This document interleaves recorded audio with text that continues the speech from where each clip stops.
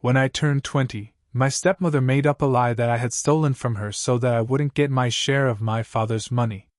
He believed her, and completely cut me off. It took 8 years before he finally learned the truth. Let me backtrack a bit. My parents divorced when I was 7. They shared custody weekdays with my mom, since she lived near the school, and weekends with my dad. Although they were no longer together, they both treated me well. Of course, I was upset about the divorce, but I never doubted that they loved me. A few years later, my dad met a woman named Lydia. I thought she was quite nice. I first met her when I was 9 years old, and my dad was clearly impressed. He hoped we would all get along. Lydia had a daughter, Chloe, who was a few years older than me. Her father was never around, and to be honest, the girl was often capricious. She would throw tantrums in public if something didn't go her way. I've always been more introverted, so I just kept my distance and took it all in stride. After dating for about 6 months, my dad and Lydia tied the knot. I was 10 when they got married, and even my mom came to the wedding. I felt hopeful. I thought that maybe we had become a real family. At first, Lydia and I seemed to get along well. But it didn't last long. A few months after the wedding, one morning she sat me down and told me straight out that she didn't like me. She said we should pretend when my dad was around, but otherwise I should stay away because I reminded her too much of my mom and she couldn't stand it.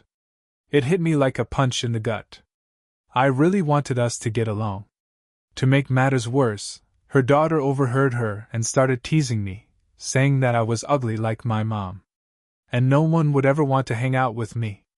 I came home in tears and told my mom everything. She was furious. She immediately called my dad and scolded him. But my dad didn't believe me. He told my mom that Lydia would never say anything like that, and I must have misunderstood. That weekend, when I showed up at my dad's house, Lydia was clearly not happy to see me. She didn't say a word as long as my dad was around, but as soon as he left the room, her whole demeanor changed. She leaned in close and hissed through her teeth that if I ever told my mom anything about her, she would make sure that I never had a father in my life again. That she would make every effort to tell my father such things that he would abandon him. I was only 10 years old. 10 years old. And I believed her.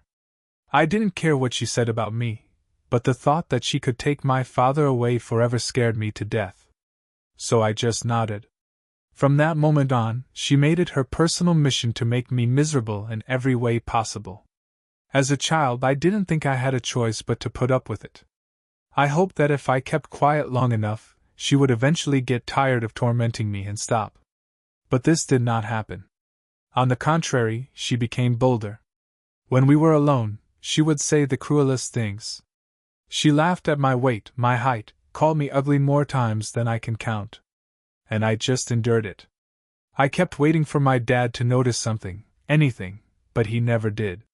He sincerely believed that Lydia and I got along great. He even pushed us to spend more time together. He took us out to eat, sent us shopping, thinking it would help us get closer. It was torture. She would pay with his credit card, but then turn around and humiliate me. In restaurants, she would order whatever she wanted for herself and her daughter, but she wouldn't let me eat properly. She would make me order only soup or maybe dessert, nothing that would fill me up. I sat at the table, my stomach growling, and watched them enjoy their food while I held back my tears. And it didn't end there. When we got home, if she was upset or in a bad mood and clearly didn't want me around, she would tell me that I had to go straight to bed. No dinner, no snacks, no nothing. I lay there in the dark, with a stomachache, wondering what I had done to deserve this. There were so many nights when I cried myself to sleep, tired, hungry, emotionally drained by the way Lydia had treated me. I felt completely drained. I was afraid of her, angry at my father for not seeing what was happening, and just incredibly frustrated. That's when I started to really dread the weekend. When the weekend was approaching, I would try to come up with some excuse to stay home with my mom. I would pretend to feel bad or say I had too much homework. Anything to avoid going to my dad. It didn't take long before they realized. Dad would call and say that he missed me and wanted to see me. My mom would cautiously ask if I was okay, but I never told her the truth. Lydia's threats still kept me firmly under control. When I turned 13, my dad planned a family vacation to Italy. He wanted us all to go, me, Lydia, her daughter, everyone. At first, I didn't want to go at all. The thought of spending so much time trapped with Lydia made my stomach twist. But my mom convinced me. She said it was a chance to see the world and make memories. So, reluctantly, I agreed. As expected, Lydia turned on the charm as soon as we were in public. In the presence of my father, she played the role of a caring stepmother, asking about school, pretending to care. But behind this sweet tone, her jabs still hit.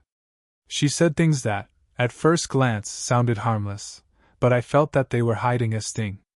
For example, when I mentioned soccer, she smiled and said, "You know, you'd be better at that sport if you were thinner and faster," even though I was quite agile and really good at soccer. Then she added, "Maybe you should focus on your studies if you don't want to spend your life chasing balls." Chloe, of course, joined the conversation. She would sneer and call me names like meathead, trying to make me look like some kind of dumb athlete even though I actually had better grades than her. My father noticed these taunts from time to time, but brushed them off. When I tried to tell him that her words hurt, he would just say that she was joking. "Don't take it so seriously," he would say. "She's just teasing." And Lydia? She would smile sweetly and say, "Honey, he's just sensitive. He needs to learn to relax a little bit." Then she would laugh, as if it were just harmless fun. That's how the trip went, a long series of compliments, cruel jokes, and my dad looked the other way. The vacation went about as expected, more fake smiles from Lydia, more snide comments when no one was listening. One day, I was trying to enjoy the pool, just minding my own business, when Lydia and Chloe started picking on me again. They were making fun of my weight, laughing loud enough for people nearby to hear. Something in me just broke. I had put up with their bullying for years, but this time I fought back. I looked at Chloe and said, "Are you really talking about my weight here with this double chin? It's too much." Her face fell. Then I turned to Lydia and told her that if she wanted to wear swimsuits, she might want to choose ones that really cover her belly because they make her look like a waddling penguin. Her face turned as red as a beet, and without saying a word she ran back to the hotel. Chloe started screaming at me, calling me sexist, saying it was horrible of me to comment on a woman's body like that. Oh, how ironic. They had been humiliating me for years, but suddenly they were champions of body positivity? Later that day, my father pulled me aside. He was furious.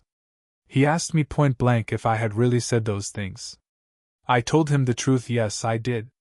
He went into full lecture mode, saying that he had raised me better and that I should never, ever talk to women like that.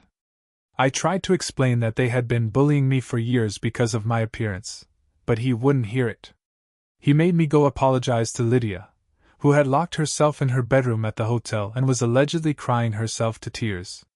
Lydia and her daughter acted out this big, dramatic act of forgiving me, like they were saints or something.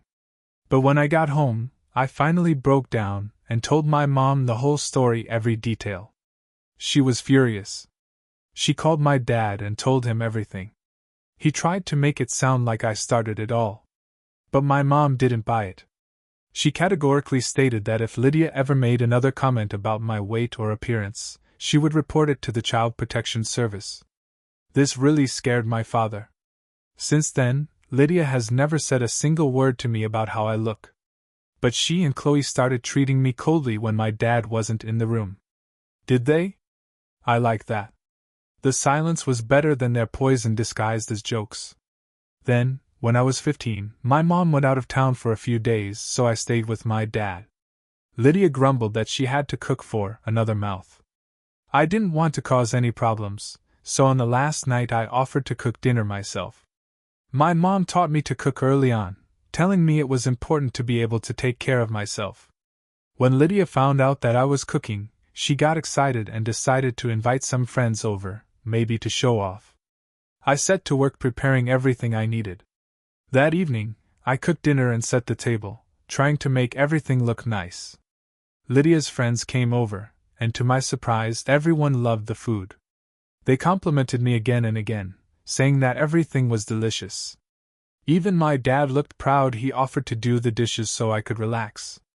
Tired, I decided to go to the garden to breathe the fresh, cool evening air, feeling satisfied with the evening, as if I had done everything right, maybe right. And then I heard voices nearby. Lydia and her friends were standing on the patio talking loud enough for me to catch every word. They were talking about how lucky she was to have such a wonderful husband and a beautiful home. Then one of them mentioned how thoughtfully I had prepared a meal for them. And then Lydia broke down. She began to talk bitterly about how I annoyed her, and how she could not see me. She said that she was counting the days until my 18th birthday so that she would never see me on weekends again. One of her friends tried to be nice, and said something like, "But your stepson seems nice." Lydia cut her off, confessing that she was actually hoping I would ruin dinner so she could blame me for ruining the evening. She went on about how insufferable I was, how ill-mannered and how badly I treated her and her daughter, how my behavior in public was just a pretty picture I created for people, and how I was a monster. I remember how I froze in place. I tried to be polite. Even knowing that she hated me, I tried to show her basic kindness and respect. But she still wanted me to fail, just so she could have another reason to dislike me. But she wanted to turn everyone around me against me to emphasize her importance.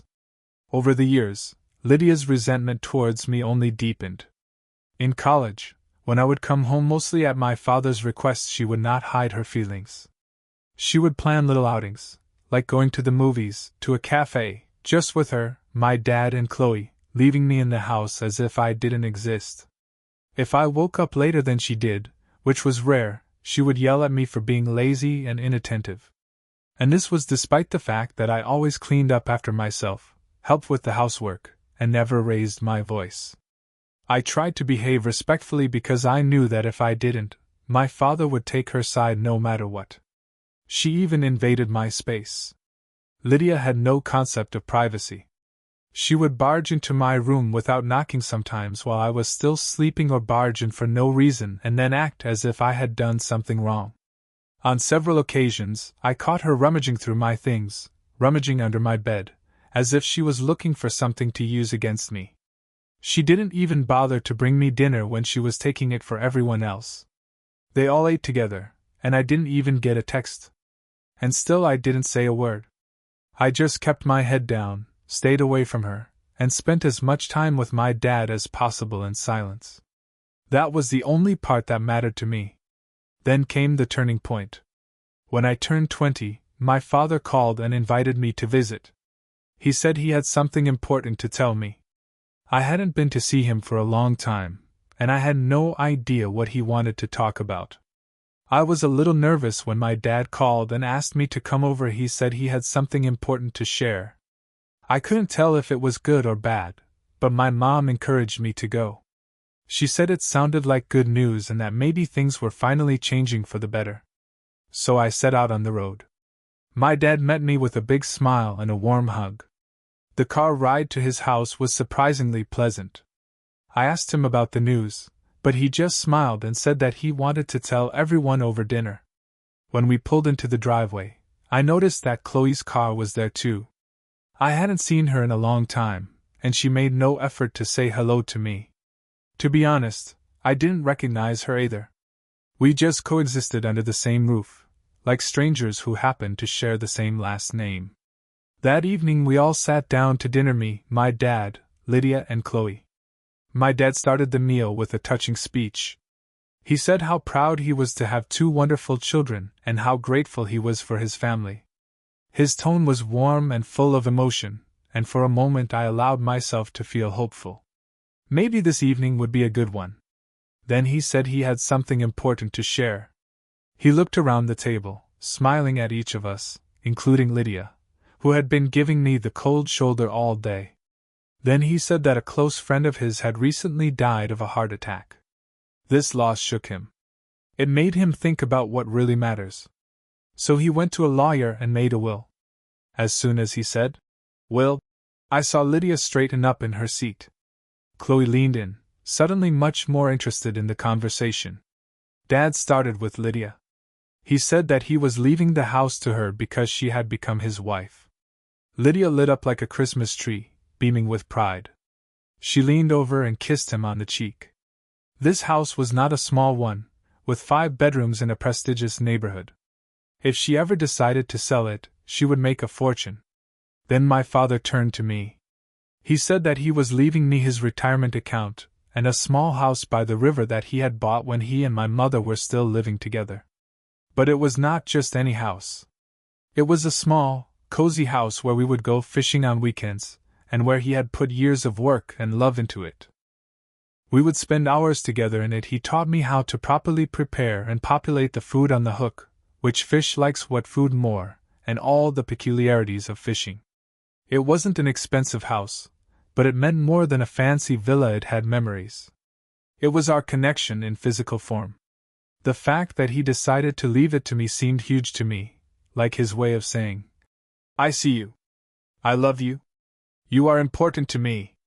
As he talked about the house and what it meant to both of us, I could see Lydia's expression change.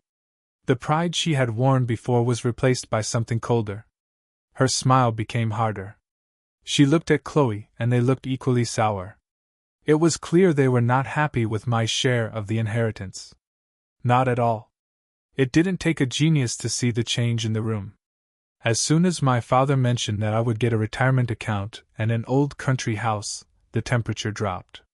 Lydia and Chloe didn't say anything at first, but their faces said it all: delight, jealousy, maybe even rage, all bubbling just below the surface. Dad continued, ignoring the tension building at the table. He said that he had also decided to leave Chloe a joint bank account with Lydia. He explained that although Lydia was technically a co-owner, the money in it was all his savings from years of hard work. He assured them that they would have both the money and the house, and they need not worry if anything happened to him. I thought that was more than fair. Honestly, it sounded like a thoughtful and balanced way to make sure everyone was taken care of. But Chloe? She wasn't happy. Not at all. Lydia and Chloe immediately pounced, complaining that they expected more. Chloe blurted out that I shouldn't have gotten a pension account, that I didn't need it. My father was surprised and asked them why they thought that. That's when Lydia interjected. She said that since I was a guy, I would be fine. I could deal with it myself. But Chloe? She was a woman, and she said she needed more financial support to feel safe. Dad did not let this go unnoticed. He reminded her, calmly but firmly, that he had already paid for college for her in full. They were getting a house. They were getting a considerable amount of money from the bank account. He told them they would be more than fine. But Lydia didn't back down. She continued to insist, saying that I didn't deserve that much, implying that I was somehow manipulative or lucky to win Dad's favor. Dad, bless him, stood his ground. He said that his decision was final, and that was the end of it. I just sat there, calmly watching it all unfold. The tension that had been simmering for years had finally come to a head. And then, suddenly, Lydia started crying. 1 second she was arguing, and the next she was in tears. We just looked at her, stunned. Dad went to her, trying to calm her down, telling her that she didn't need to be upset, he had done everything he could to be fair. But through her sobs, she said something I will never forget. She claimed that she had kept her mouth shut for years. That she had been protecting the family with her silence. But now, she said, she couldn't do that anymore. And then I realized something big was coming. The room plunged into a thick, suffocating silence. You could almost feel the air change. Dad and I looked at each other, both confused, not understanding what was happening, but definitely feeling that something was wrong. Despite the tension, Dad gently encouraged Lydia to speak up. He held out his hand to try to reassure her, clearly thinking it was just another emotional moment. She sniffled, wiped her eyes, and then said something that took my breath away. She claimed right there at the dinner table that I had stolen from her a few years ago. That I couldn't be trusted with the finances. That I would lose everything my father had worked for. That I couldn't be trusted. I just sat there stunned. My mind could not even process what I was hearing. I felt like the floor had left under my feet. Before I had time to realize what she had said, she began a detailed, fictionalized story. She recalled our trip to Italy, the one where she and Chloe teased me about my weight, and I finally snapped. She twisted that memory into something dark, saying that after the fight I started following her, threatening her, making her feel unsafe. She claimed that I tried to enter her bedroom without knocking. That I was wandering around in her bedroom, going through her things. She said that I was acting defiantly, behaving in a way that made her very uncomfortable, especially as I threatened her that I would tell her father that she was flirting with other men. I was frozen. I couldn't even move. I just stared at her, my heart pounding in my ears, as she painted this disgusting, fictionalized version of me in front of my father. Then she delivered the biggest blow of all, saying that she was afraid I might do the same to Chloe, a tender, defenseless little girl. That she lived in fear every weekend when I visited. That she had been silent all this time to protect the family. That's when I lost my temper. I stood up, tried to defend myself, screamed, shouting over her sobs that she was lying, that she knew she was lying, and how dare she make up something so vile. I was shaking. My voice was cracking. But Lydia did not stop. She kept crying, kept pretending to be the victim, as if she was the one who had been hurt. She said that as she got older, my presence made her feel more and more unsafe. That once, when my father was away, I allegedly tried to steal her gold jewelry. I felt my whole body go cold. I could not believe the words coming out of her mouth. I looked at my father. His face was pale. He looked torn, confused, completely lost. His eyes flicked from me to Lydia and back again, trying to make sense of the impossible. And yet she continued. Through fake tears and trembling words, she claimed that she had kept this secret for years. That she had kept silent so as not to break the family. But at that moment I realized that it was never about protection. It was about control. I snapped. I couldn't take it anymore. I stood up and screamed at Lydia, calling her a psychopath and swearing that I had never, ever encroached on her wealth or personal belongings, anyone's in my life. Why did she decide to humiliate me like that? But she screamed back even louder, claiming that she was tired of being silent. She said that it was time to expose the monster. That I obviously was. That's when Chloe intervened. They started yelling all sorts of things at me, accusing me of hurting their mom, not hesitating to throw around words like thief and manipulator. I was dizzy. It all seemed surreal, like a nightmare from which I could not wake up. Just a few hours ago, we were sitting at dinner like a normal family. And now I was being portrayed as something disgusting. I turned to my father, desperately looking for support, any support at all. But he just sat there and was silent. His eyes were wide open, his face pale. He was clearly trying to think about what Lydia had said, trying to decide what to believe. Finally, he asked her the question I had been hoping for, whether what she said was true. Lydia looked him straight in the eye, nodded, and said she would never lie to him about something so serious. Then she played the wife card, saying that as his partner, he should trust her. That she had always cared about the family's well-being, and no matter what, she wanted to maintain a good relationship with me as a son. I felt like the ground was moving out from under me. I tried to defend myself again. I begged him. But he turned to Lydia and asked her why she hadn't told anyone yet. And of course, she had an answer ready. She said that she had kept quiet because she didn't want to hurt him, that she believed every time and hoped that I would change, grow up and become more responsible. That I was a minor at the time, and she was my stepmother, and that I kept silent to protect the family, even though it had been tormenting her for years. By then, I was already crying. I was really crying. I begged my father not to believe her. I couldn't believe this was happening, that this woman who had treated me like dirt for years was now accusing me of something so horrible. And what's worse, she was convincing everyone around her. The damage was already done. Lydia had poisoned the room. My dad looked completely torn, as if his heart was being torn in two directions. Chloe, of course, stood firmly by my mother's side. She was yelling at me, telling me to get out. They said I didn't belong there. I shouted back that it was my father's house, that they were the ones who believed in lies. Then my father, in the midst of the chaos, looked up at me and said the words I never thought I would hear. "Leave the house." Just like that. It was like being stabbed in the chest. My own father, who I thought knew me better than anyone else, was kicking me out. Not because I had done anything wrong, but because he didn't know who to believe. And he chose her. I packed my things.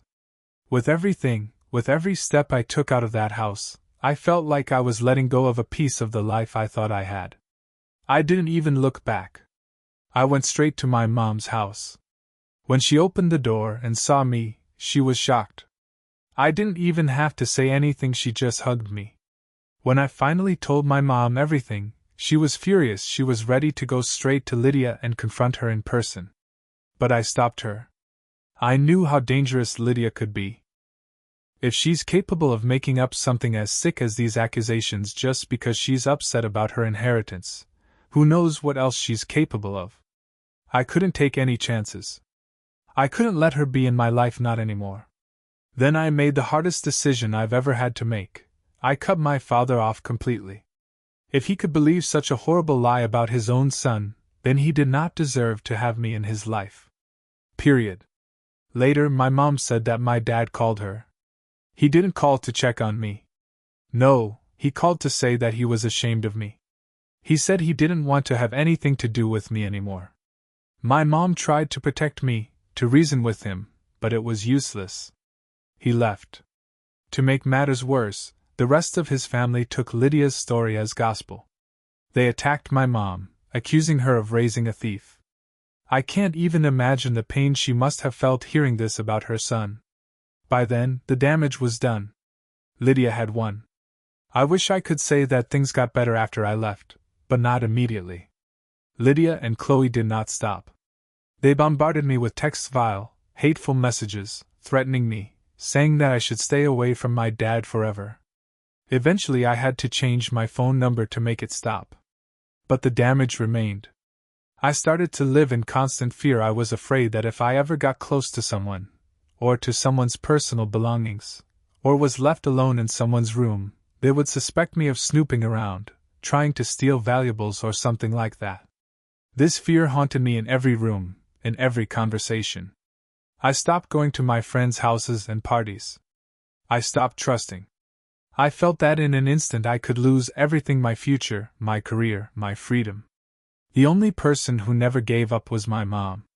She was by my side in every dark moment. When things got really bad, when I was depressed and struggling with thoughts I wasn't proud of, she always stayed with me. She lived with me for months, just to make sure I was going to be okay. Gradually, I started to recover. I went to therapy. I rebuilt my sense of self from scratch. And eventually, I met someone, Tessa. She was everything I didn't know I needed. Patient, kind, reliable. She helped me realize that not everyone wanted to hurt me. That I can still have a future, that I am still loved. My mom adores her. And together they became my whole world, my reason to keep going. Over time, my life started to feel like mine again. I had a purpose. I had love. I had hope. And then, 2 weeks ago, I received a call from an unknown number. I thought it was spam, or a promotional mailing from a store, so I casually picked up the phone. But it wasn't. It was my father. I hadn't heard his voice for almost 8 years. It made me feel cold. He sounded older, almost frail. I asked him how he got my number, but he dodged the question. Instead, he asked me how I was doing. I didn't answer right away. Then I told him not to contact me anymore. I had nothing to talk to him about.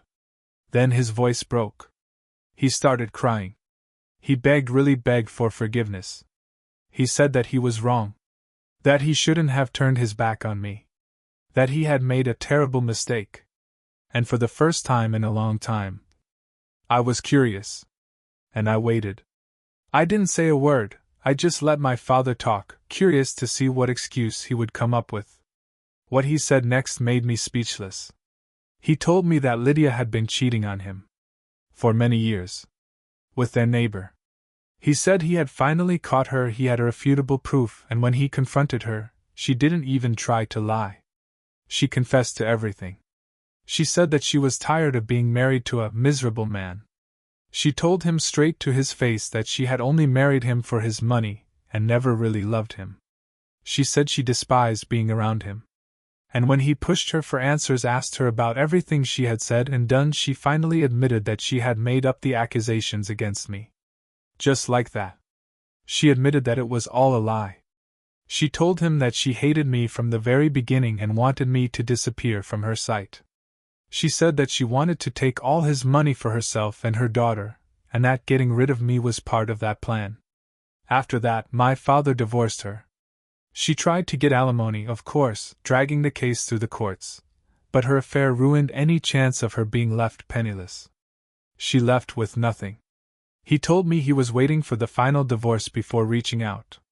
He said he wanted to apologize. He said that he wanted to restore our relationship to try to make up for what was lost. When he said, "Father and son," I laughed. I couldn't help it. It sounded so empty coming from his mouth. I told him directly, he is not my father. Not after what he did.